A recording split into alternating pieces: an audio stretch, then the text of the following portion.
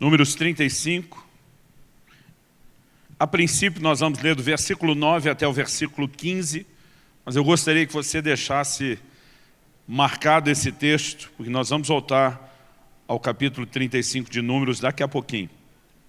O texto sagrado diz assim: o Senhor disse ainda a Moisés: fale com os filhos de Israel e diga-lhes, quando passarem o Jordão para entrar na terra de Canaã, escolham para vocês algumas cidades que lhes sirvam de refúgio, para que nelas se acolha o homicida que matar alguém involuntariamente.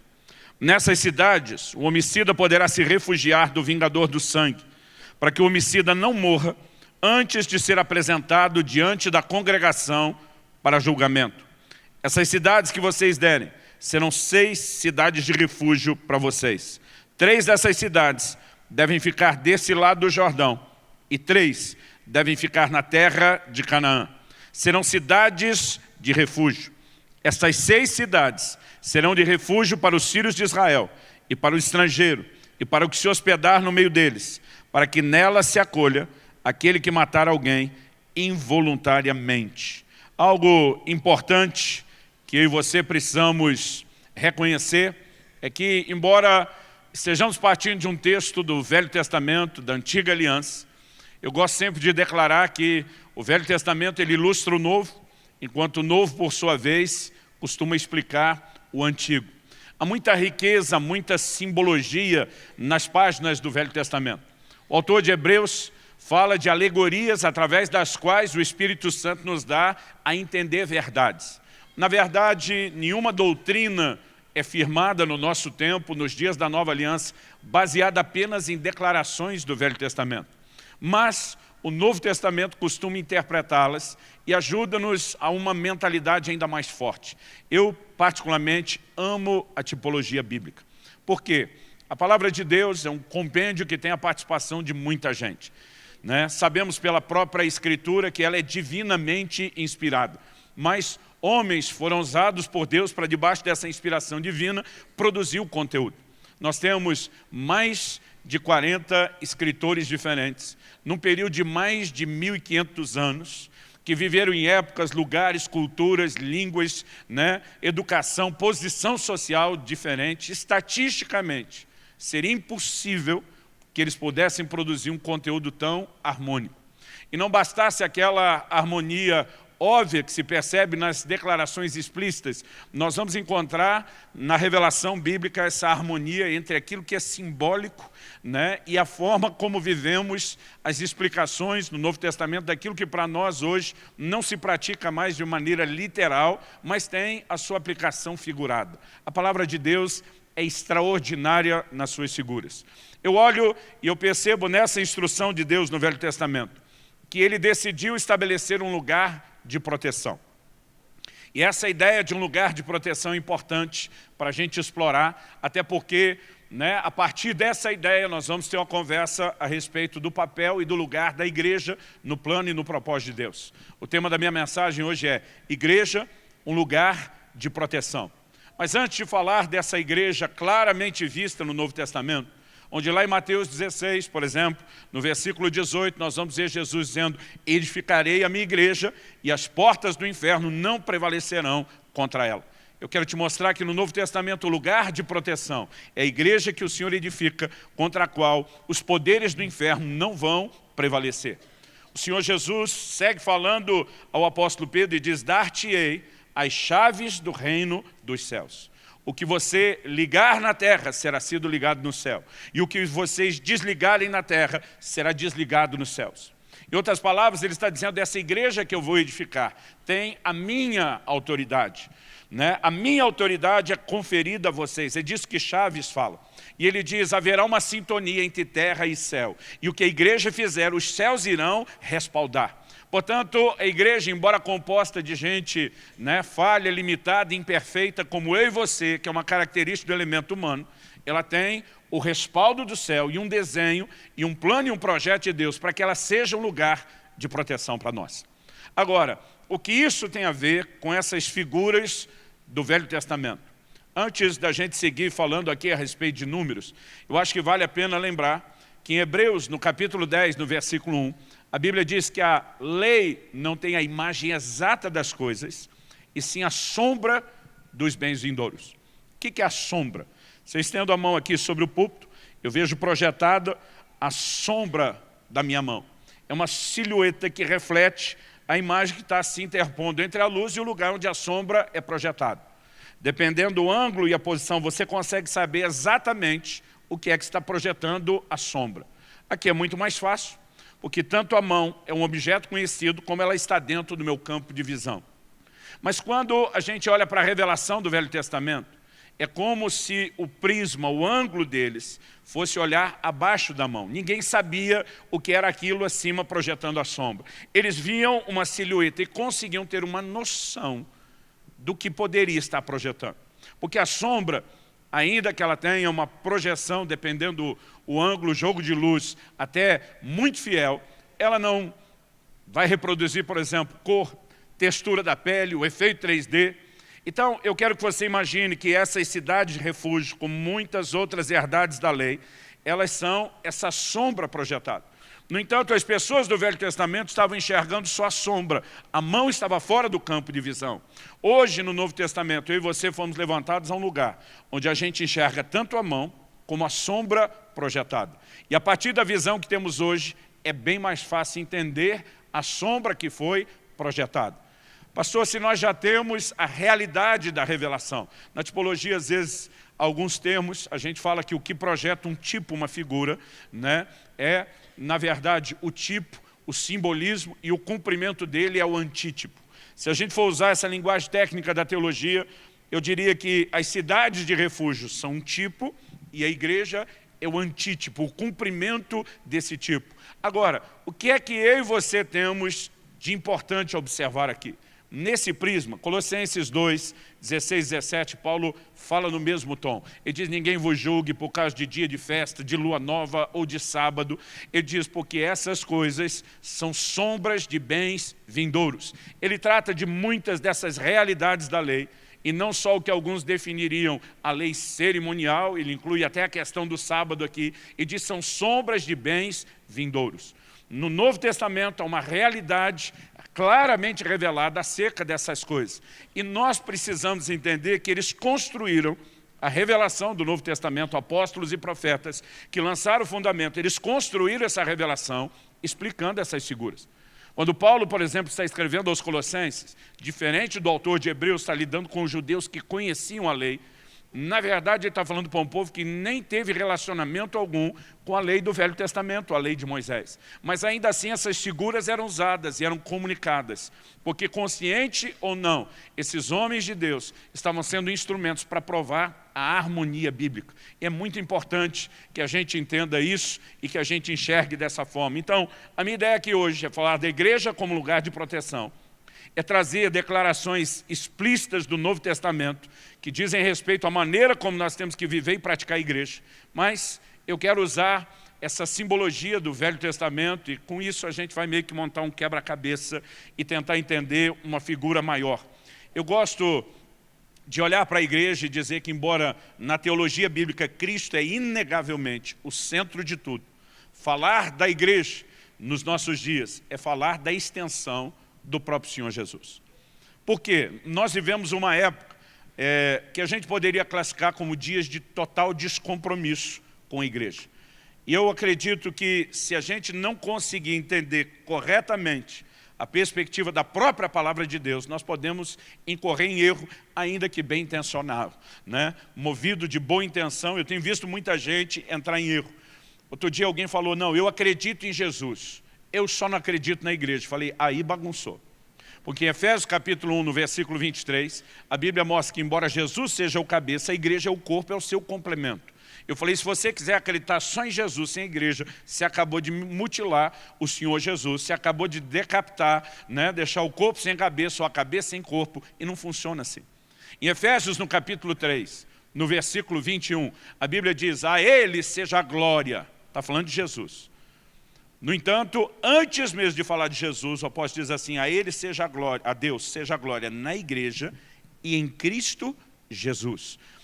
Quando você percebe a própria forma como o apóstolo Paulo está promovendo o cumprimento do plano de Deus, da obra redentora, ele diz: a Deus seja a glória na igreja em Cristo Jesus. Não são coisas que você simplesmente separa. E nós precisamos, obviamente, entender a importância da igreja. Aí alguém me disse outro dia: não, pastor, mas quando a Bíblia fala bem da igreja, é o corpo místico, universal, em toda a terra. Eu falei: o mesmo Jesus, que na sua palavra tratava dessa igreja única, geral, para a qual ele volta, né? E quando ele diz que volta para a sua igreja, é para todo mundo, ele também tratava com a questão das localidades. No livro do Apocalipse, nos capítulos 2 e 3, ele vai tratando com igrejas de distintas localidades da Ásia e ele vai pontuando questões que acontecem numa igreja e que não acontecem na outra. De modo que para mim é claro na Bíblia a importância não só dessa igreja, né, em todo o mundo, o corpo místico e espiritual, mas também a importância da igreja local. O que nós podemos entender a partir dessa tipologia que nós encontramos nas Escrituras das cidades de refúgio, né? Eu pedi para você deixar marcado esse texto de Números, porque nós vamos voltar nele. É o texto que mais tem informações, mas no Velho Testamento há 3 textos principais que tratam da cidade de refúgio. O primeiro deles é esse de Números, né? Ele começa aí no versículo 9, onde lemos, ele vai pelo menos até o 32, de Números 35. Mas depois, em Deuteronômio, no capítulo 19, Deus volta a mexer no assunto. Por quê? O texto de Números é dado num contexto específico. Deuteronômio é chamado de a segunda lei, a palavra Deuteronômio significa segunda lei ou repetição da lei. Ele é dado num contexto específico depois de 40 anos perambulando no deserto. A nação de Israel agora está chegando no limiar da terra prometida, a história dele está, né, se encerrando. Então Moisés vem repetindo o que de mais importante foi dito ao longo dos anos e que se encontra no resto do Pentateuco. Nós temos em Deuteronômio também os highlights, os melhores e piores momentos da história de Israel, mas principalmente a repetição de leis. Então agora, para essa geração não esquecer aquilo que foi dito, em Deuteronômio 19, se você for rápido de endereço, eu quero que você abra comigo lá. Deus volta mais uma vez a falar a respeito dessas cidades de refúgio.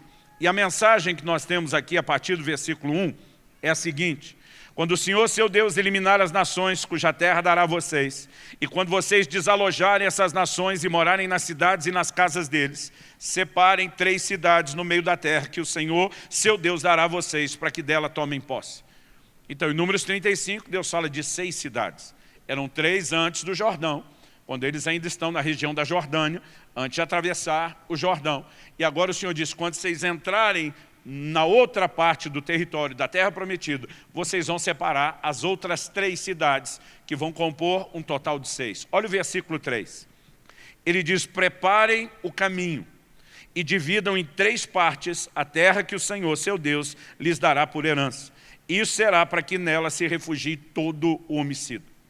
Então daqui a pouco nós vamos dar uma olhadinha no mapa e nós vamos ver que numa espécie de retângulo, dividido no meio, que é onde corre o Jordão, eles tinham 3 cidades estrategicamente distribuídas de um lado e 3 cidades estrategicamente distribuídas do outro. Mas Deus diz: preparem o caminho. Guarde essa frase, que nós vamos usá-la depois. Versículo 4. Esse é o caso do homicida que nelas se refugiar, para que salve a sua vida. Aquele que involuntariamente matar o seu próximo, a quem não odiava. Assim, se alguém entrar com o seu próximo na floresta para cortar lenha, manejando com impulso machado para cortar uma árvore, o ferro saltar do cabo, atingir o seu próximo e esse morrer, aquele homem poderá se refugiar numa dessas cidades e salvar sua vida. Isso para que o vingador do sangue não persiga o homicida quando ficar furioso e o alcance por lhe ser longo o caminho e lhe tire a vida, porque não merece morrer, pois não o odiava. Então, o Senhor claramente está apresentando uma visão para poupar um homicida involuntário. Por quê? Na lei de Moisés estava escrito, e você conhece, olho por olho, dente por dente, mão por mão, pé por pé. Tudo que um homem fizesse a outro seria retribuído a ele. E todo homicida, qualquer pessoa que matasse alguém, também seria morto. No entanto, Deus faz uma distinção entre o homicida voluntário, que matou porque quis, e aquele involuntário. E aqui nós temos um exemplo de um acidente, de gente cortando lenha no bosque. Né? Não era intenção, foi um acidente. Nesse caso, não havendo inimizade, não havendo intenção de morte, essa pessoa não deveria morrer. Mas por causa de uma cultura onde um vingador do sangue já tomava as dores do familiar morto e imediatamente queria procurar juízo, e às vezes fazia isso antes de se apurar o que tinha acontecido, Deus diz, eu tenho um lugar para que essa pessoa seja guardada, para que a sua vida seja protegida, para que ela não seja destruída. Da mesma forma como o Senhor volta a tocar no assunto, aqui no livro de Deuteronômio, ele depois volta a falar mais uma vez a respeito do assunto no livro de Josué. Ainda em Deuteronômio 19, o Senhor diz o seguinte, no versículo 11, mas se houver alguém que odeia o seu próximo, ama-lhe ciladas, levanta-se contra ele e o mata, e então se refugia numa dessas cidades, porque sempre teve espertinho, não é de hoje, alguém que de repente já tramava matar alguém e depois, vou dizer que a história não é bem assim. Olha o que Deus diz no versículo 12. Os anciãos da sua cidade mandarão tirá-lo dali, entregá-lo na mão do vingador do sangue para que seja morto. Não olhem para ele com piedade. Pelo contrário, exterminem de Israel a culpa do sangue inocente, para que tudo vá bem a vocês. Então, chegamos finalmente em Josué no capítulo 20, porque agora é um terceiro momento. Números 35, Deus mostra antecipadamente como deveria ser. Deuteronômio 19, ele recapitula, mas ainda nos dias de Moisés. Moisés morre, Josué assume a liderança da nação de Israel, e ele é quem introduz o povo na terra prometida. Então agora, num terceiro momento, em Josué no capítulo 20, de novo, a orientação de Deus sobre as cidades de refúgio se manifesta.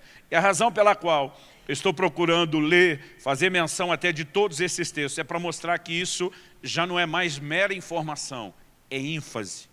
A repetição de textos bíblicos normalmente nos remete a algo que é mais do que informação e já entra no terreno da ênfase. Então, em Josué, no capítulo 20, a partir do versículo 1, nós lemos, o Senhor ordenou a Josué, diga aos filhos de Israel, escolham as cidades de refúgio, de que lhes falei por meio de Moisés, para que possa fugir para lá o homicida que matar uma pessoa por engano ou sem querer.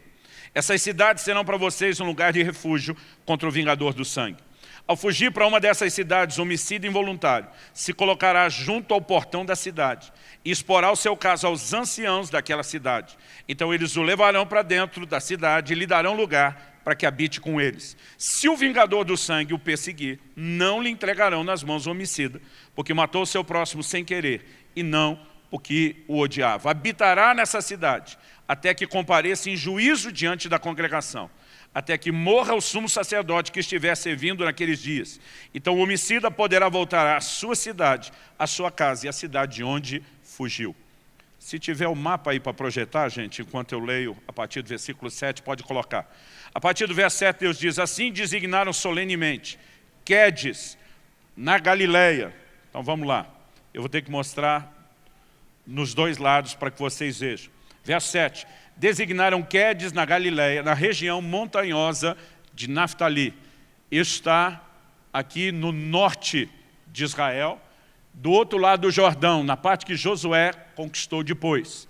O texto continua e diz assim, Siquém, na região montanhosa de Efraim. Isso já estava mais ou menos na metade do retângulo que nós desenhamos. Siquém. E a palavra de Deus fala também a respeito de Hebron, já ao sul em Judá.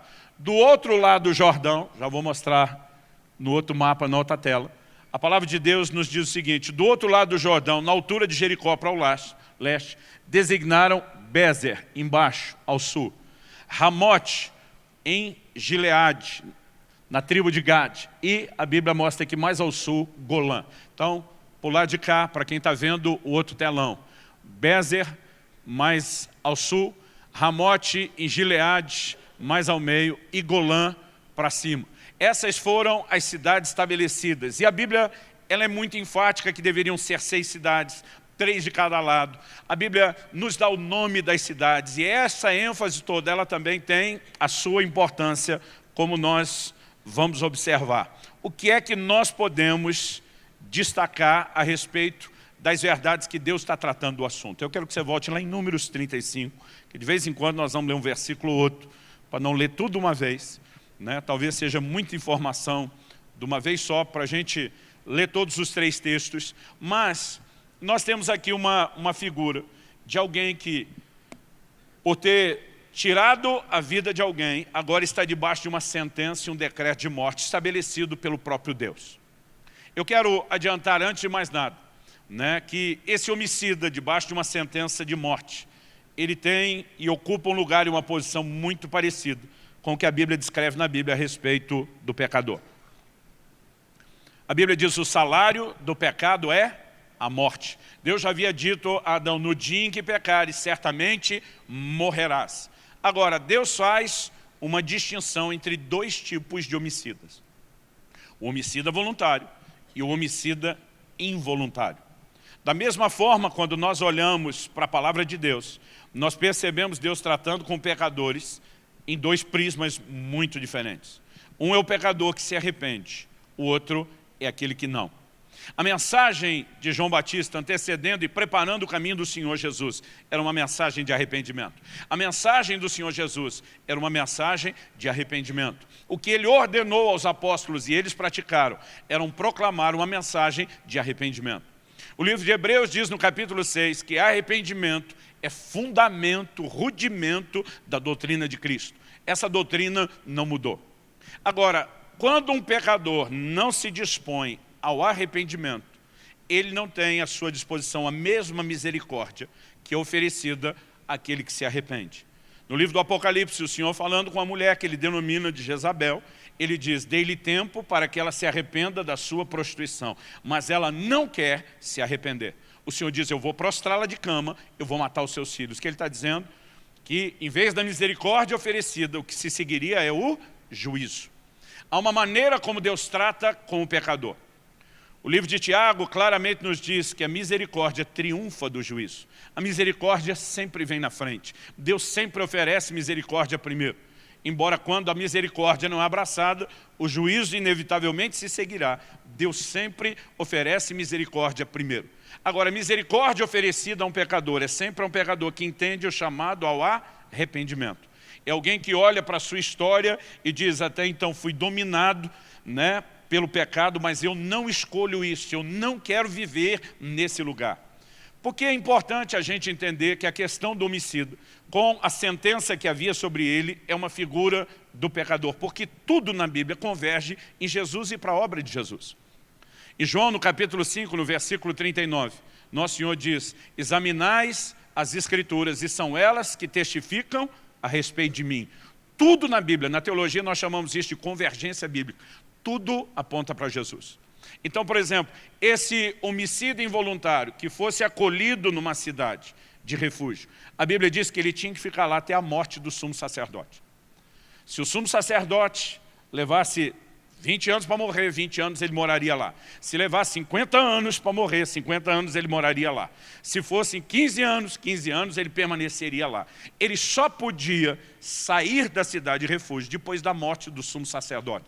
O que já coloca essa conversa num patamar para mim muito claro e distinto. A morte do sumo sacerdote era considerada substitutiva. Não é porque o homicida matou alguém involuntariamente que não havia uma sentença de morte sobre ele. Mas havia uma misericórdia oferecida.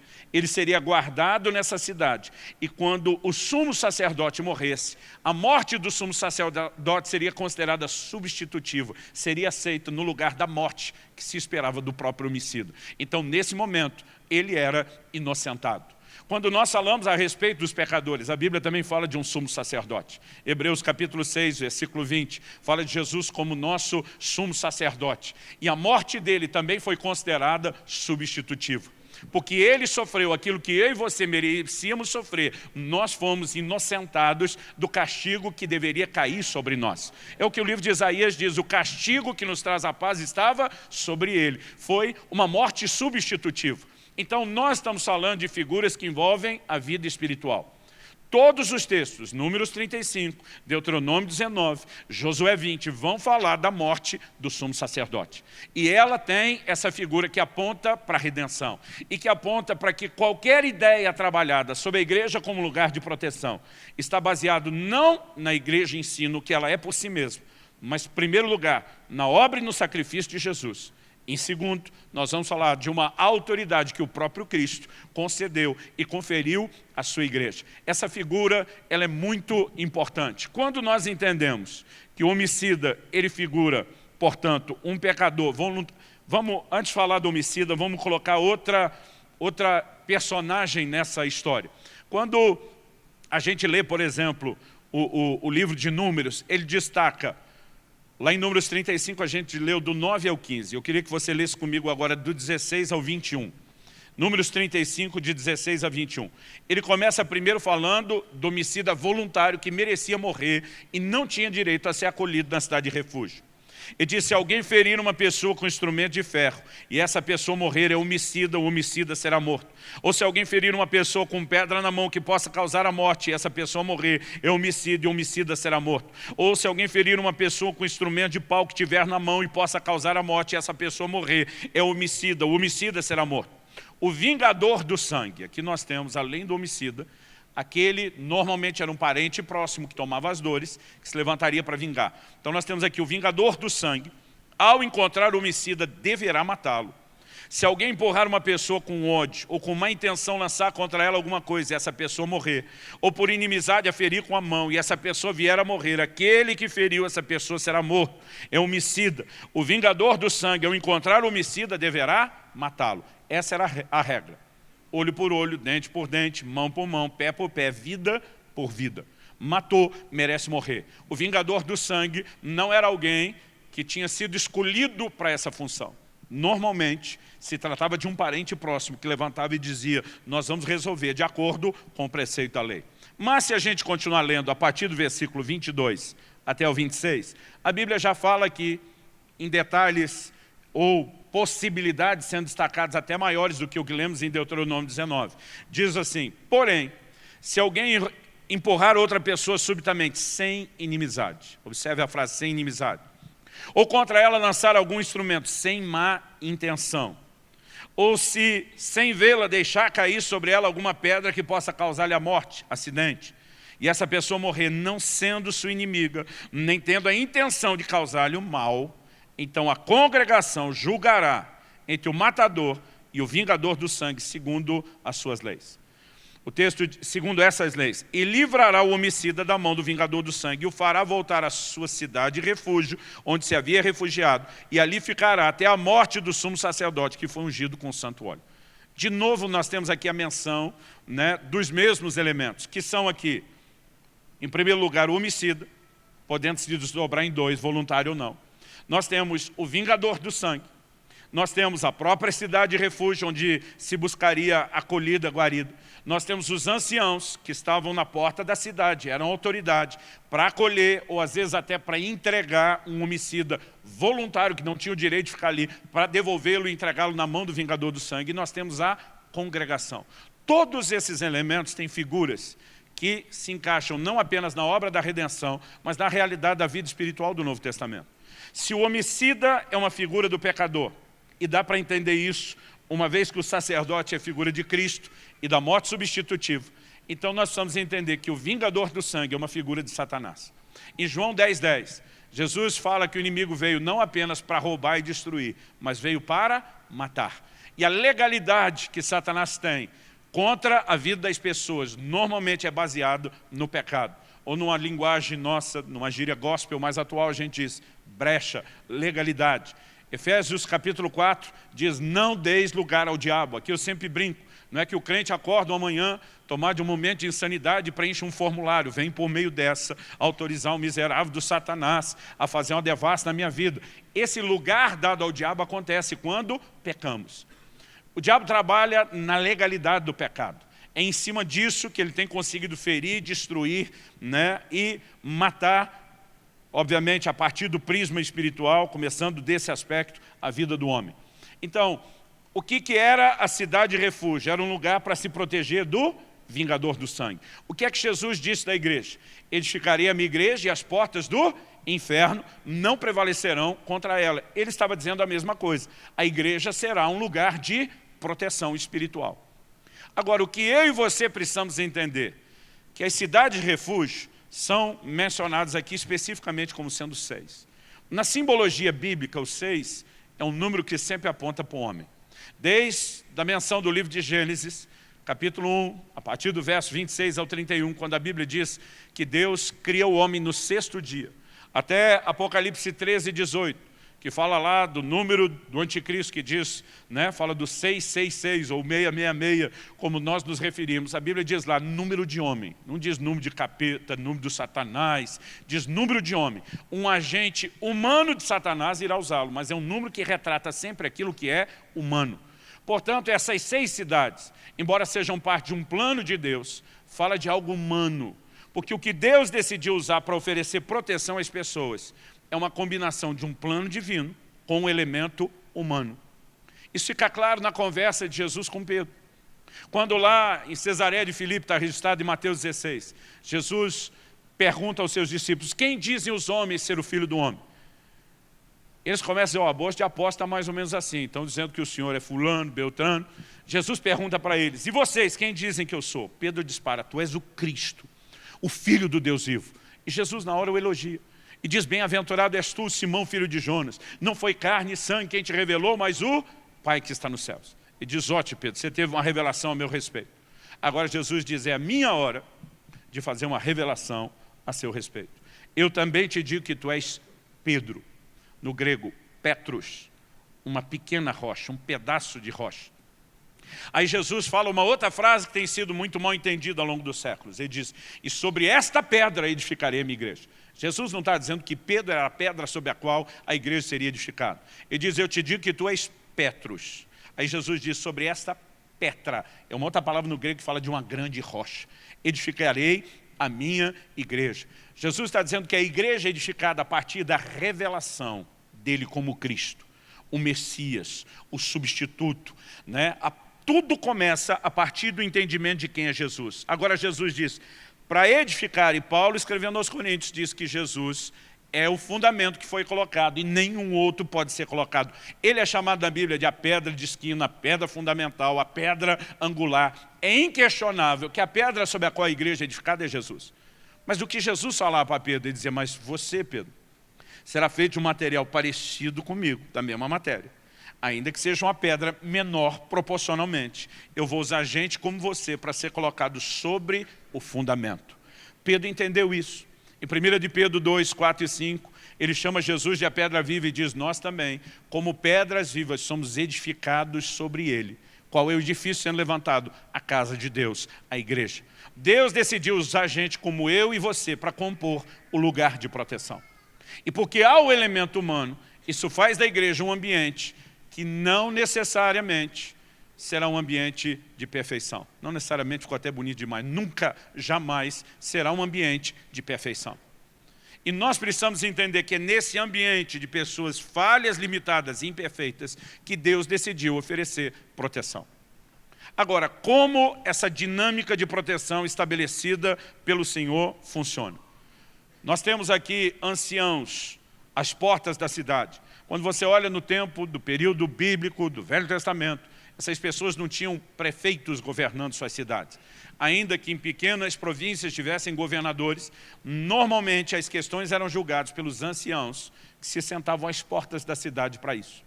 Eu estive em lugares e países da África onde até hoje essa cultura antiga de que um ancião tem voz de autoridade é muito forte. Mesmo que eles tenham leis, mesmo que eles tenham agentes da lei, até hoje, por um elemento cultural, você vai ver esses anciãos, gente de cabelo branco, que são parados pelas pessoas e a palavra deles tem peso de lei, porque eles julgam entre uma situação e outra. Eu, particularmente, admiro muito esse respeito à sabedoria dos mais velhos, que a nossa geração está jogando fora. Mas eles eram autoridade de governo. Quando você vai falar da igreja, que é o cumprimento da figura dessa cidade de refúgio, quem é o governo da igreja? 1 Timóteo capítulo 5, versículo 17 diz, os presbíteros que governam bem. Presbítero é uma transliteração, se usou a mesma palavra que aparece no original grego, presbítero, ou, dependendo da pronúncia, alguns acreditam ser presbúteros, ela significa ancião. Algumas traduções já colocaram os anciãos que governam bem. Outras evitaram usar o termo ancião para não confundir que essa pessoa que está à frente da igreja necessariamente precisa ser alguém de cabelo branco. Porque Paulo escreve a Timóteo e diz, ninguém despreze a sua mocidade. Então eles tinham líderes que estabeleciam outros líderes, que não eram necessariamente gente ancião na perspectiva cronológica, mas era gente que tinha história, bagagem e caminhada. Então Paulo diz a Timóteo, você desde a infância conhece as sagradas letras. Espiritualmente, você tem chão, você tem experiência, tem maturidade. Então eles usavam o termo ancião, que muitas das nossas traduções no português perderam. Então você tem uma cidade de refúgio, com o governo definido pelos anciãos. No Novo Testamento você tem a igreja como lugar de proteção, com o governo definido exatamente pelos anciãos. E os paralelos, eles não param aí, eles se estendem. Mas antes de falar de algumas dessas figuras envolvendo os próprios anciãos, eu queria explorar aqui algumas verdades sobre a igreja. Nós demos a tipologia geral da cidade refúgio, mas eu quero falar de algumas verdades sobre a igreja. Em primeiro lugar, destacamos a importância dela no sentido de ser o lugar de proteção, como Jesus disse, contra o qual as portas do inferno não prevaleçam. Mas em Deuteronômio 19:3, quando lemos, eu falei para vocês, guarda essa frase aí, construirás caminhos para elas, prepararás caminhos para elas. Por quê? Não adiantava ter 6 cidades estrategicamente distribuídas no território e a pessoa não ter um acesso fácil. Se o acesso fosse difícil, se fosse desconhecido, se não houvesse direção clara, as pessoas se perderiam no processo e seriam alcançadas pelo vingador do sangue. O que simbolicamente isso nos fala? De um entendimento que nossa geração precisa resgatar, porque isso já foi forte no passado. Outro dia eu precisei fazer uma retratação, porque no início do meu ministério eu costumava dizer o seguinte, eu dizia, eu não prego igreja, eu prego Jesus. Eu não falo mais essa bobagem. Hoje eu digo, eu não prego placa de igreja, que é algo bem diferente. Mas não tem como você pregar Jesus sem pregar a igreja. Não tem como você oferecer o cabeça sem oferecer o corpo. Toda vez que você lê o livro, né, de Atos dos Apóstolos, as epístolas do Novo Testamento, você vai descobrir que é inegável a realidade de uma igreja que se reunia e, obviamente, isso era instrução de Deus, ordenança e mandamento do próprio Senhor. Então a gente não pode simplesmente se dar o luxo de dizer eu não prego igreja. A maioria das pessoas hoje que tenta não acreditar na igreja, não falar, alguns dizem, não, eu não falo contra, mas também não fala absolutamente nada a favor e não vive e não pratica isso. São pessoas que estão vivendo num lugar onde o conjunto, a somatória da sua vida é uma contradição das ordenanças bíblicas. Outro dia um falou para mim, eu acredito na igreja mística de Jesus na terra, não tem que congregar em lugar nenhum. Falei, é verdade, você nunca vai fazer discípulo, nunca vai cuidar de ninguém e nunca vai ter um grupo à sua volta pensando dessa forma. O que é uma clara contradição de uma série de outras ordens que Jesus deu. Normalmente, esse tipo de gente está falando contra. Tem uma teologia baseada na sua experiência, onde ele está ferido e machucado, e não naquilo que a palavra de Deus ensina. Outro dia alguém falou para mim, não é fácil você falar isso, porque você não está na igreja que eu estou. Falei, se a coisa é tão ruim, suma daí. Mas não tente anular a palavra de Deus para o resto do mundo por causa da sua experiência. Então nós precisamos ser honestos a respeito daquilo que a palavra de Deus diz. Construir caminhos. Então, nós não podemos só ir às pessoas e dizer, olha, você precisa de Jesus. Faça uma oração comigo, aceita Jesus. A pessoa faz, você vira as costas. Não encaminha ela para lugar nenhum. Isso é tão responsável quanto gerar um filho e largá-lo no meio da rua depois do parto. Mas nós somos parte de uma geração que hoje em dia está só dizendo para as pessoas, se você fizer uma oração, tudo que você precisava está aí. Irmão, a gente com anos de cuidado discipulado ainda está dando cabeçada, imagina quem é abandonado logo depois de uma oração sem entender nada sobre vida cristã. Nunca foi o plano e o propósito de Deus que a gente deixasse ninguém para trás. As pessoas, quando nós falamos de Jesus, nós precisamos construir caminho para a igreja e dizer, há um lugar onde você vai adorar Jesus, onde você vai crescer no convívio com outros que adoram Jesus. E esse crescer, irmão, não é crescer só com as coisas boas. Nós vamos crescer no convívio com o aspecto ruim, como acontece em qualquer outro lugar. Eu tenho certeza que aquela família que você diz, que lugar abençoado, é um lugar onde você tem alegrias e desentendimentos. E a gente cresce com tudo isso. Paulo escreve aos Coríntios e diz, importa que entre vós haja facções, para que os aprovados se manifestem. Ele está dizendo, Deus vai usar até a imaturidade de vocês para revelar quem já está crescidinho e quem não. Deus vai usar tudo isso para trabalhar nas nossas vidas. O problema é que a gente cria uma fantasia sobre o que a igreja deveria ser. A gente imagina que a igreja deveria ser um lugar de perfeição, que não existe em nenhum outro lugar do mundo, nem das nossas vidas. No início do meu ministério pastoral, me lembro de um dia, uma irmã que tinha tido um barraco feio com outras duas. Ela me procura. E quando ela chega com a seguinte abordagem, diz: vim pedir que o senhor ore comigo, porque eu estou saindo da igreja. Vim comunicar-lhe que eu estou saindo da igreja. Eu falei: e a senhora poderia me dizer por que está saindo da igreja? Ela diz: porque não tem amor nesse lugar. Eu falei: a senhora deve estar falando isso por causa do que aconteceu com fulano e Beltrano. O senhor já está sabendo, então é isso mesmo. Não tem amor nesse lugar. E eu me recuso a ficar num lugar que não tem amor. Eu falei: minha querida, sua decisão está tomada. E eu só quero te pedir uma coisa, que você seja coerente com a sua lógica e argumento. Você está à vontade para não só sair da igreja. Eu só vou pedir que no caminho você passe em casa, faça as suas malas e abandone seu marido e seus filhos.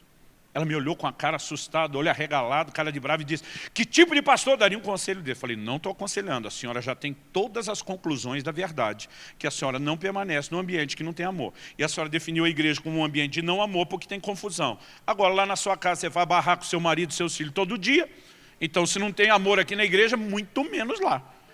Eu falei: só seja coerente, vaza de lá também. Primeiro ela está me olhando com raiva, depois acho que ela começou a pensar. Aí ela começou a segurar a vontade de rir e falou: o senhor me pegou, né? Eu falei: peguei de jeito. Esse argumento furado seu. Eu falei: minha irmã, um ambiente de amor não é um ambiente onde a gente não tem problema. Um ambiente de amor é um ambiente onde a gente resolve os problemas. A maior prova que tem amor na sua casa não é uma ausência de problema, é depois de tanto barraco que você faz com aquele marido e com seus filhos, eles ainda não largaram a senhora. Isso é a prova de que tem amor lá. Agora, a senhora vem dizer que a igreja não tem amor, nós não botamos a senhora para fora até hoje, nós te aguentamos até hoje. Como que não tem amor? Eu de vez em quando fico meio envergonhado quando conto uns episódios do início da vida pastoral, antes do Espírito Santo e minha mulher implicar muito comigo para mudar essa língua afiada. Mas eu tive que ser honesto. Agora, é verdade, gente, as pessoas em qualquer lugar esperam que todo mundo seja gente. Aí chega na igreja, porque a gente usa o nome de Deus, eles acham que todo mundo é uma espécie de divindade, né? Nós já aprendemos, e de tempo em tempo a gente faz questão de tentar derrubar essa expectativa enganosa. Desde o início da igreja, a gente faz uma promessa. Teve uma turma, acho que foram 358 que passaram ontem no curso de membresia, alguém lembra o número? Foi por aí, em torno de, vamos falar assim, né, para evitar. Mas desde o início da igreja, a gente faz uma promessa no curso de membresia. E eu lembro assim da época onde eu conseguia estar nos cursos, eu fazia questão de, do início ao fim, ficar preparando. No final vou fazer uma promessa para vocês, no final vou fazer uma promessa para vocês. E às vezes no final, para deixar a promessa ainda mais, eu dizia: olha gente, juro solenemente. Às vezes eu dizia assim: quero fazer uma promessa para vocês em nome do Senhor Jesus. E às vezes a turma ficava numa expectativa, eu dizia: olha, eu prometo que nós vamos falhar com vocês. Alguns já olhavam misericórdia e diziam: eu prometo que nós como igreja vamos falhar com vocês. Porque mesmo se não prometesse, a gente iria falhar. Então já é melhor garantir. Porque a decepção, gente, é proporcional à expectativa. Eu não sei o que as pessoas entram esperando, imaginando, né? Mas eu lembro de um dia um irmão que me mandou um e-mail. Isso foi antes da era WhatsApp. E me mandou um e-mail, falou: pastor, quero dizer que o senhor é um homem de palavra. Prometeu decepcionar a gente e cumpriu. Falei: alto lá, nunca prometi decepcionar. Eu prometi falhar e essa parte eu cumpri. Eu falei: você só decepcionou porque não acreditou na promessa. Se tivesse acreditado na promessa, não tinha decepcionado. Eu falei: querido, vem para cá, deixa a gente lavar seus pés, consertar o que precisar. Se você quiser sair da igreja, sai, mas vamos sair com isso resolvido. Não vamos sair sem resolver isso. Gente, nós precisamos ter uma atitude correta, madura na perspectiva bíblica. Agora, a igreja é importante. Isso não significa que ela seja perfeita. Gente, meu consolo, desde o início do pastorado, é ler o Novo Testamento. Quando eu vejo o que aqueles crentes aprontavam, eu penso assim: meu Deus, não mudou nada, está tudo parecido e nós continuamos dentro do normal, porque estamos lidando com gente. Agora, uma outra coisa que eu e você precisamos entender, que a igreja tanto é importante como falha ilimitada, é entender essa autoridade. Quando Jesus diz: eu estou entregando as chaves, o que vocês ligarem, essa ideia de ligar, no original grego fala de prender, de amarrar, né? Desligar é soltar. Então, numa linguagem figurada, ele está dizendo: o que vocês permitirem ou proibirem na terra será avalizado pelos céus. É impressionante a autoridade que o Senhor concedeu à sua igreja. E nós precisamos entender que ela tem o poder de respaldar a autoridade do céu. Paulo escreve aos Coríntios e diz, olha, eu quero usar a autoridade que Deus me deu para a edificação de vocês, não para a destruição. Por que ele está dizendo, eu estou lutando para que seja para a edificação? Ele diz, porque a mesma autoridade é para o bem e ela também é para o mal. Quando você olha no Velho Testamento, os anciãos podiam tanto acolher alguém na cidade, e quando o vingador do sangue chegasse a colocar entre aquela pessoa, o vingador dizia, nesse você não toca. E eu acredito que isso é uma figura de uma autoridade que é estendida sobre a vida das pessoas que se tornam parte da igreja. Eu acredito na necessidade de que a gente esteja vinculado a uma igreja local, de que cada crente esteja vinculado a uma igreja local. Agora, a mesma autoridade que essa pessoa tem, que nós lemos lá em Números 35, 24, 25, para receber, acolher e dizer o vingador do sangue não toca. Nós lemos em Deuteronômio 19, 12, que se o ancião descobrisse, isso teria um julgamento com a congregação participando. Se ele descobrisse que aquele homicídio era voluntário e não involuntário, ele dizia, vai ficar aqui dentro não. Então eles tiravam a pessoa de dentro e entregavam na mão do vingador do sangue. Porque eles tinham autoridade para estender cobertura e proteção, como também para removê-lo. Isso é verdade a respeito da igreja? É. Em 1 Coríntios 5, Paulo fala de um imoral que nunca se arrependeu, que tinha um caso com a própria madrasta. E ele mostra a necessidade de disciplina. A nova geração está tentando ter uma configuração de amor na cabeça, onde a igreja não pode falar nada contra a atitude de ninguém. Eles acreditam que amor é conivência e cumplicidade, nunca foi. Jesus diz, eu repreendo e disciplino aqueles a quem amo. Expressão de amor envolve confronto. E dentro da igreja isso também é necessário. Jesus disse, se o teu irmão pecar contra ti, vai e repreende ele sozinho. Se ele te ouvir, ganhou o seu irmão. Porque quem está em pecado, gente, está mal, está feio na fita. Mas pode ser restaurado. Agora ele disse, se não te ouvir, vai com testemunha. Se ouvir as testemunhas, ganhou o irmão. O propósito da correção é sempre ganhar.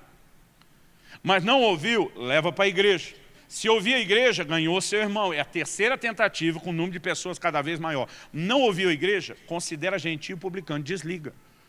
A mesma igreja que recebe alguns para proteger tem que desligar aqueles que não querem viver de acordo com o padrão estabelecido. Porque se quer ter estilo de vida de homicida voluntário, vaza. E se não vazar, a gente tira.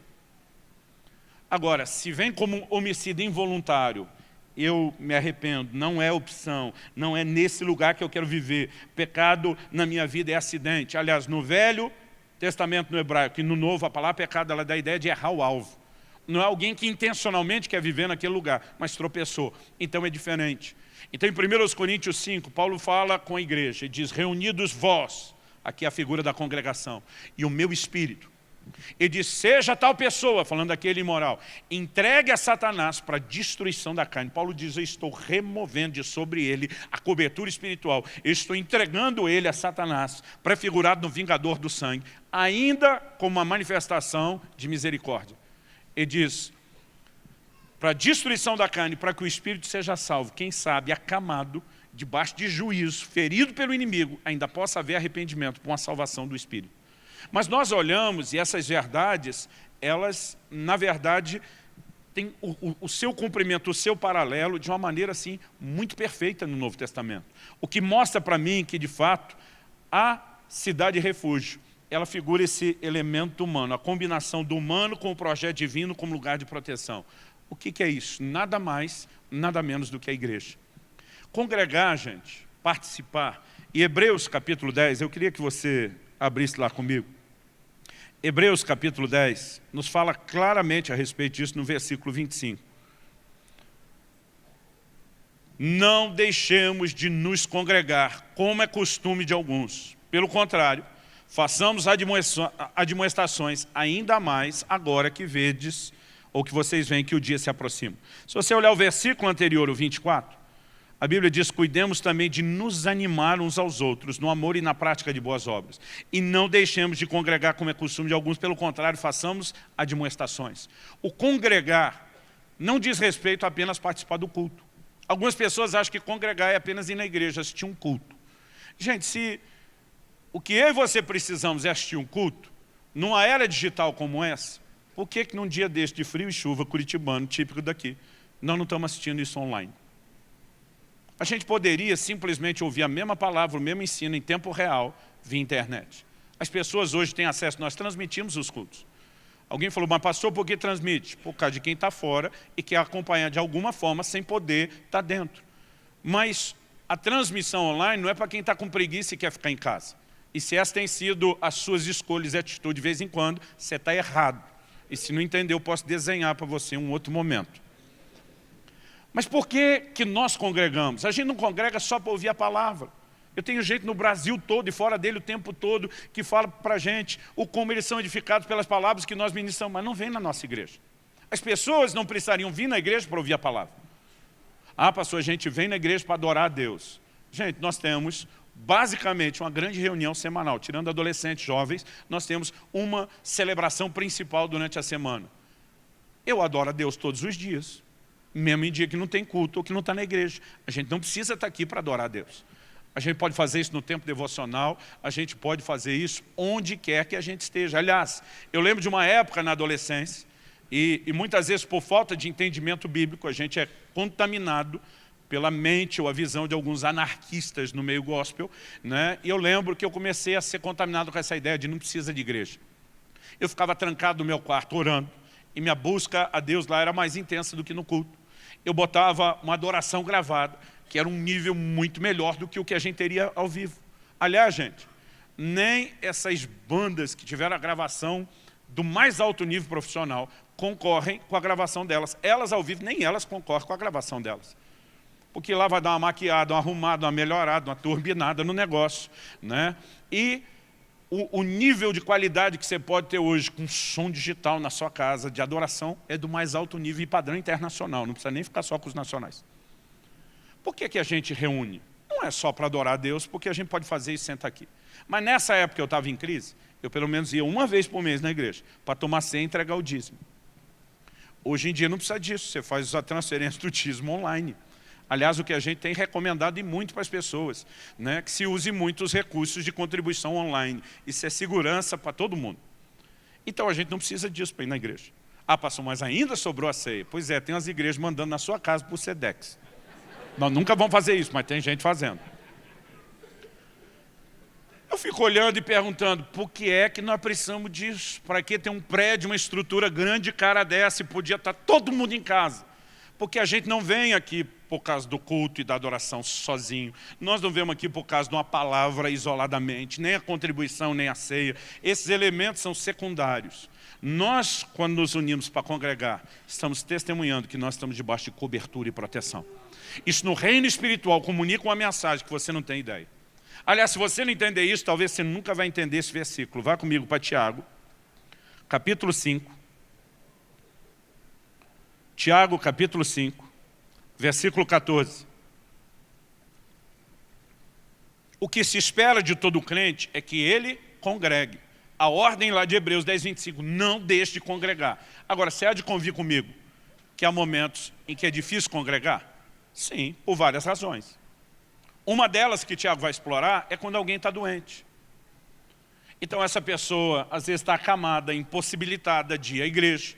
Ou a gente tem casos de gente que não necessariamente está tão incapacitado assim fisicamente, mas não pode transmitir algo para os outros e é sábio permanecer em casa. O que eles faziam? Tiago 5,14. Alguém de vocês está doente? Chame os presbíteros da igreja e estes façam oração sobre ele, ungindo com óleo em nome do Senhor. Sabe o que é interessante? Olha o versículo anterior, o 13. Eu acho que isso vai deixar ainda mais claro. Alguém de vocês está sofrendo? Ore ou faça oração. Alguém está alegre? Cante louvores. Em nenhuma dessas duas instruções, ele fala sobre chamar presbítero. Nem na aflição. Agora, olha o 14. Alguém de vocês está doente? Chame os presbíteros, os anciãos da igreja. Por que chama? Porque está incapacitado de ir. Então, os presbíteros é que tem que ir a ele. Esses façam oração sobre ele, ungindo com óleo em nome do Senhor. A oração da fé curará o enfermo e o Senhor o levantará. E se houver cometido pecados, lhe serão perdoados. Do que Deus está falando? Gente, vamos prestar atenção em algo. Nessa casa, a nossa prática é que quem unge com óleo são os presbíteros. Se alguém que não é presbítero estiver ungindo com óleo, está desautorizado. Está fora do ensino do padrão bíblico. Pastor, só presbítero pode orar por enfermo? Não. Jesus diz, esses sinais seguirão os que creem. Meu nome imporão as mãos sobre os enfermos e o curarão. Todo crente pode impor as mãos e orar em nome de Jesus. A instrução sobre unção é presbítero. Por quê? Porque eles são os que exercem autoridade para estender proteção. Unção sempre fala de algo sobre. Unção fala do Espírito sobre, sempre fala de algo sobre. Quando a pessoa estava enferma e não podia congregar para testemunhar a cobertura, ele chamava os presbíteros e dizia, eu não pude, eu preciso de ajuda não só para ser curado, eu quero testemunhar que eu estou debaixo de proteção. Vocês podem vir estender a proteção sobre mim, que não me coloquei debaixo dela quando não congreguei? Então eles iam e estendiam cobertura e proteção. Nós precisamos entender esse tipo de figura. Aliás, não só o tipo de figura, mas a ordem. Eu me lembro do início do meu ministério pastoral, naquela época da língua mais afiada, que um dia uma irmã, que ela faltou 2 domingos, apareceu no terceiro. Quando eu vi ela no terceiro, fiquei mais tranquilo, fui lá, falei, que bom te ver aqui, senti falta de você nos outros 2 domingos, está tudo bem.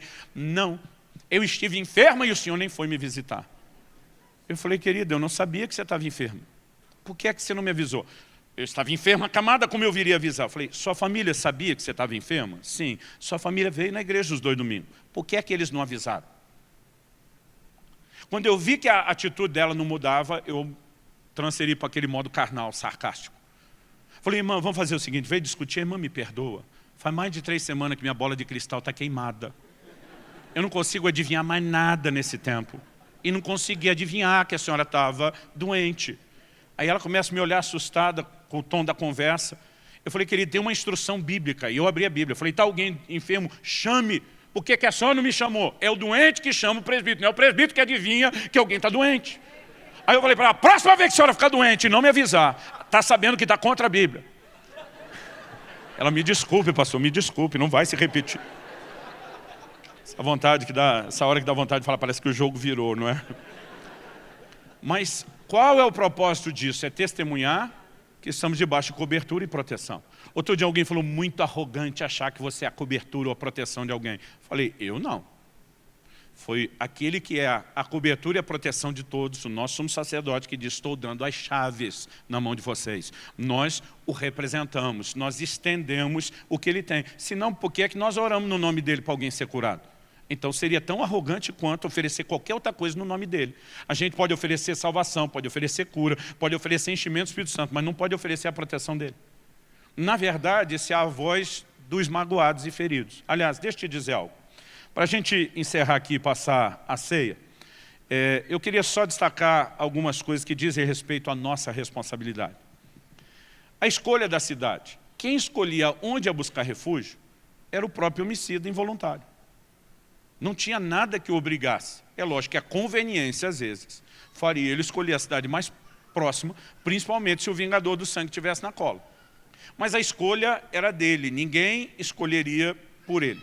Só que depois da escolha, ele deveria respeitar a escolha. Números 35, de 26 a 28, diz assim, porém, se em determinado momento o homicida sair dos limites da sua cidade de refúgio, onde se tinha refugiado, e o vingador do sangue o encontrar fora dos limites dela, se o vingador do sangue matar o homicida, não será culpado do sangue. Ainda que aquele cara era homicídio involuntário, então o vingador não tinha direito de matá-lo depois de pegar a proteção, se saísse. Se desse mole e o vingador matasse, o vingador tinha o direito de fazer isso, o direito que não tinha no momento que ele foi acolhido. Significa que aquela proteção era eficaz quando ele estava dentro, não quando ele estava fora dos limites dela. O que eu e você entendemos? Não vou forçar a barra, como vejo alguns ministérios fazer, e tentar criar aqui a doutrina da não transição de igrejas. Quando eu olho para o Novo Testamento, para mim é evidente que existe uma dinâmica no reino, e isso pode acontecer. Você vê gente que estava andando e acompanhando Pedro, o próprio livro de Atos foi escrito por Lucas. Até o capítulo 9, o foco é o ministério de Pedro. Depois entra Paulo. E por que agora o foco todo da história é Paulo? Porque Lucas deixou de caminhar com Pedro, está caminhando com Paulo e está registrando aquilo que ele testemunha e aquilo que ele vê. Existe essa dinâmica, essa transição entre ministérios, né? Eu acho uma bobagem quando pastores e líderes por aí ficam usando um discurso ameaçador e manipulador para manter as pessoas dentro da igreja. Na hora que qualquer um chega, é Deus que trouxe. Na hora de sair, é o Satanás.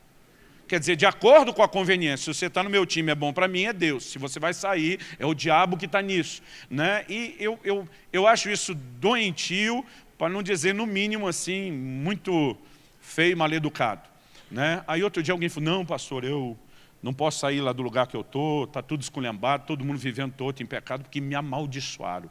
Falei, querido, deixa eu te dizer, o livro de Provérbios diz que maldição sem causa não se cumpre. O único perigo que você tem é se você sair tudo errado e você que está bagunçando tudo. Então não é o lugar, é a sua atitude que vai te gerar problema.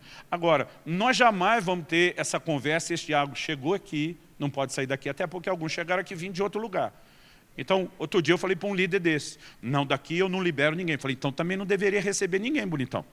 Tinha que acreditar e ser coerente com isso tudo. Nós jamais vamos ter essa conversa. Aliás, nunca venha fazer charme. Todo dia um chegou para mim, pastor, estou sentindo de Deus, de mudar de igreja, já sabe para onde vou? Já, Deus te abençoe. Ô pastor, não vai insistir para eu ficar? Falei, criatura, você falou que sentiu de Deus. Eu vou me rebelar contra Deus? Não, não senti nada, só queria ver se era importante. Falei, pergunta se você é importante, é mais fácil. Aliás, achei que você é tão importante no plano de Deus que não cabia aqui para nós, que ele já tinha outra coisa para você. Agora, a gente nunca vai ter esse negócio. Não faça isso, gente. Quantas pessoas, que às vezes por algumas razões vieram pedir conselho e a gente esmude. Familiares, que os filhos se ajustaram melhor em outros lugares, e os pais é que estavam bem estruturados aqui, e vieram perguntar, eu falei, no seu lugar, com filhos adolescentes, eu faria tudo por eles, colocaria eles à frente. Mas pastor, eu gosto daquilo, dizer, sacrifica por um tempo, aparece de vez em quando, acompanha a distância, mas garanta que eles se firmem na fé. Eu falei, se um dia isso mudar, você pode vir com eles, ou se já tiverem crescido em outro lugar, você pode voltar sem eles. A gente não tem essa neuro. Agora, não é porque a gente não tem essa neuro do controle, que nós vamos deixar de pregar e dizer que é importante congregar e que se vai mudar, porque o problema é a motivação pela qual as pessoas mudam. Pastor, sentir de Deus de sair, para onde você vai? Não sei. Eu digo, então descobre primeiro, para não ficar sem cidade de refúgio, dando mole para o vingador do sangue. Descobre primeiro e vai depois. Mas o problema é que a motivação das pessoas de saírem, às vezes é porque elas não sabem resolver problema. Quando você olha as instruções bíblicas sobre conflitos relacionais, gente, elas são abundantes, porque Deus sabe que a gente já dá trabalho nessa área. Agora, a gente precisa ter uma cultura de resolver problema, não de fugir de problema. Aí o cara tem problema com o vizinho, muda de casa. Tem problema de emprego, muda de emprego. Essa mentalidade vai levar a pessoa onde? Tem problema na igreja, muda de igreja. Tem problema com o cônjuge, muda de cônjuge. A gente precisa ter uma mentalidade de resolver problema. Quem está entendendo, diga amém. Então, assim, existe uma transição que tem outros motivos, ótimo, né? É problema, resolva os problemas. Porque essa coisa, e muitas vezes o que os pais não percebem, é que às vezes eles têm uma maturidade para sobreviver e deixam os filhos completamente desguarnecidos, porque não souberam lidar com as mazelas emocionais deles. E muito estrago tem sido feito. Então, as responsabilidades são de quem? Né? Você olha os próprios anciãos. Quando a pessoa chegava, expunha o seu caso para ser recebido. Quando era para resolver um assunto, porque não podia ficar lá, os líderes que a receberam iam tratar com ela da forma devida. Mas você não vê esses anciãos subindo num carro de boi, fazendo propaganda. Né? Você que está sem cidade de refúgio, corre para cá. Né? E hoje em dia, assim, é uma apelação. Porque assim, a igreja acha que o marketing dos nossos, né, programas tem que ser até muito maior do que a capacidade de evangelizar ou discipular. Então, apelação hoje em dia, daqui uns dias vão botar uma placa em algum lugar, que o dízimo é 7%, promoção. A escolha... O pior é que alguém mandou uma mensagem esse dia, falou, daqui uns dias não, pastor, olha essa. E me mandaram uma foto que lá estava 50% de desconto. As pessoas precisam entender responsabilidade e iniciativa. Os líderes acolhem quem procura, né, e tratam com essas pessoas. É lógico que nós, se estamos falando de alguém, como esse próprio enfermo que não pôde, que está pedindo ajuda, é diferente. Mas a ordem que nós temos de sair atrás das pessoas são pontuais. Né? Então tem pessoas que elas já estão dentro de um compromisso, e agora surge uma necessidade, se distanciou, né? E não importa quão grande a igreja seja, é por isso que a gente tenta viver a realidade das células, para que todo mundo tenha cuidado, né? Para que possa se perceber a necessidade e a falta, porque quanto maior a gente se torne em termos de, né, numéricos, mais difícil é esse acompanhamento. No entanto, o que a gente precisa de fato entender é que essa iniciativa não é só de procurar. Tem uma história que é contada na chegada. Acredito que deveria haver uma história contada na saída. As pessoas, para entrar, pede a bênção e a permissão. E quando decidem não querem mais, simplesmente desaparecem.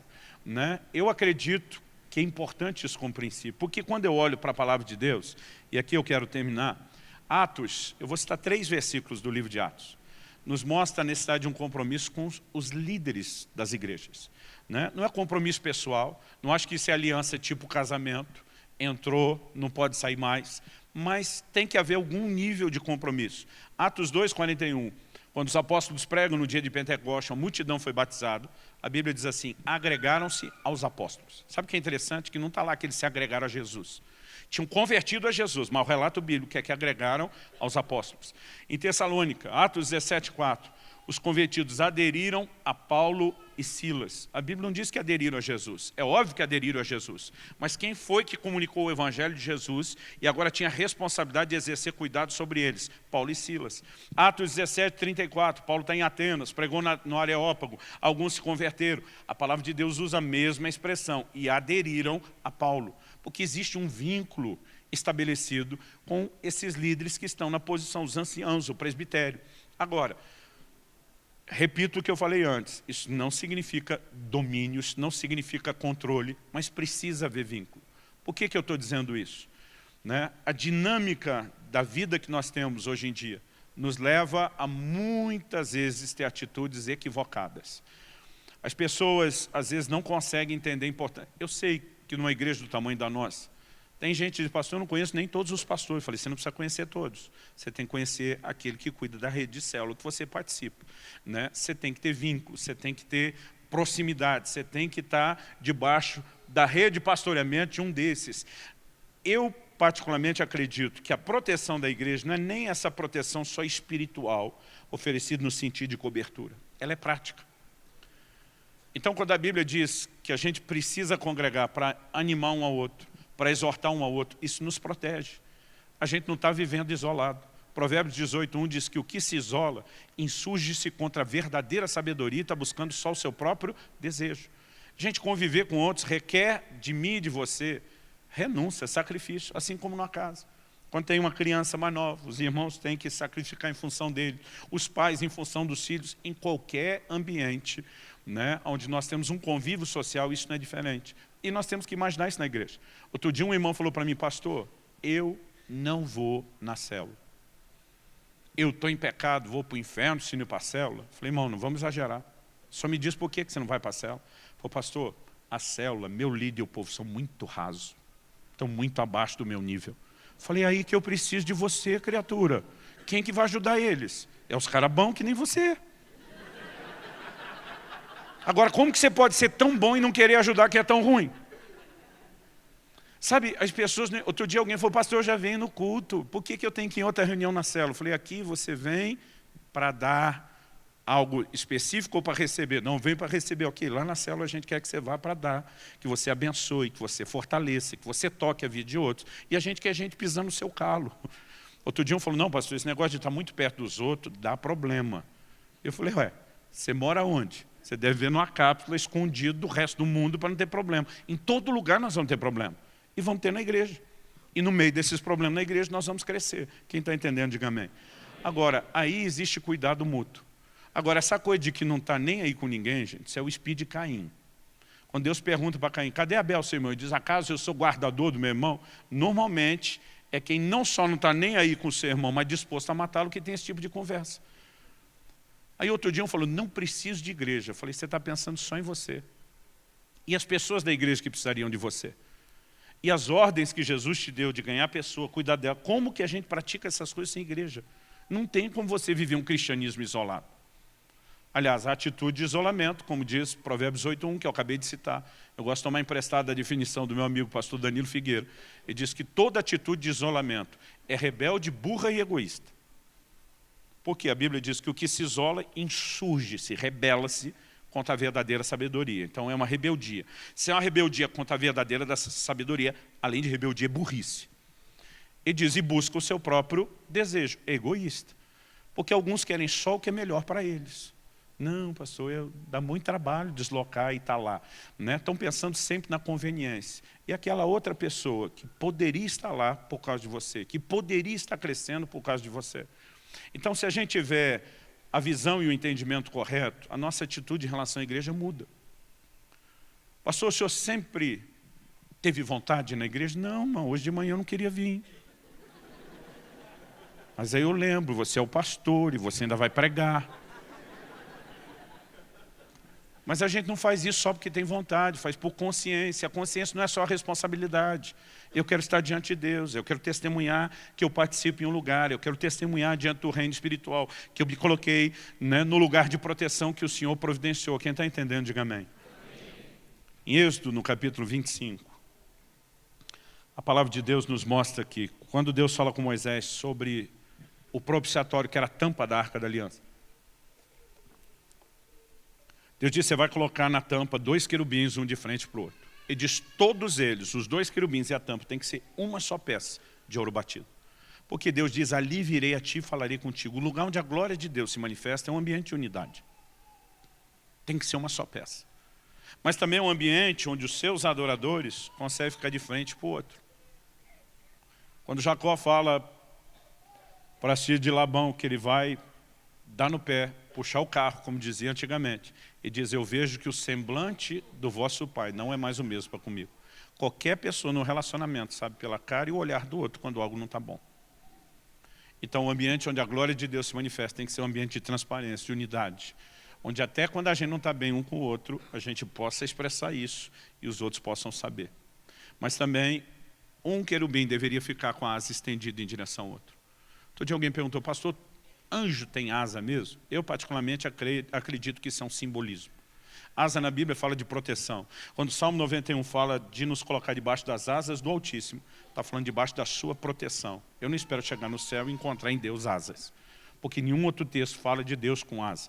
Mas tem um simbolismo de proteção. Jesus fala para Jerusalém, quantas vezes eu quis fazer com você como a galinha que estende a asa, cobre e protege os seus pintainhos.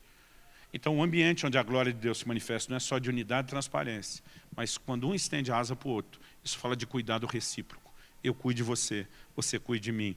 Eu encorajo você, você me encoraja. Eu exorto você, você me exorta. E juntos nós vamos proteger um ao outro, para que ninguém se perca no meio do caminho. Quem está entendendo, diga amém.